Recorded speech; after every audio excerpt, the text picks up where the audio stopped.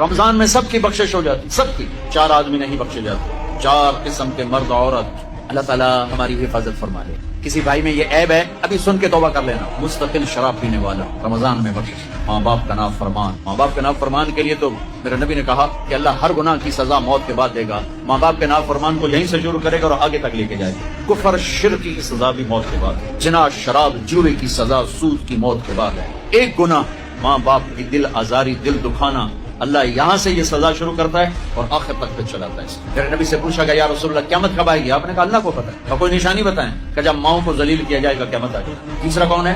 رشتہ داروں سے لڑنے والا، قریبی رشتوں سے لڑنے والا اور تعلق توڑنے والا، اس کی بخشش نہیں۔ چوتھا کون ہے؟ کینہ رکھنے والا، کینہ۔ ایک ہوتا ہے بغض، ایک ہوتا ہے کینہ۔ بغض کیا ہے؟ کہ مجھے انصر بھائی سے نفرت ہے، یہ بغض۔ اور کینہ کیا ہے؟ کہ میں ان کو نقصان پہنچانا چاہتا ہوں۔ تو یہ 4 برائیاں معاف نہیں ہیں۔ ہاں کوئی توبہ کرے تو سب معاف ہوگا، سب معاف ہوگا، سب معاف ہوگا۔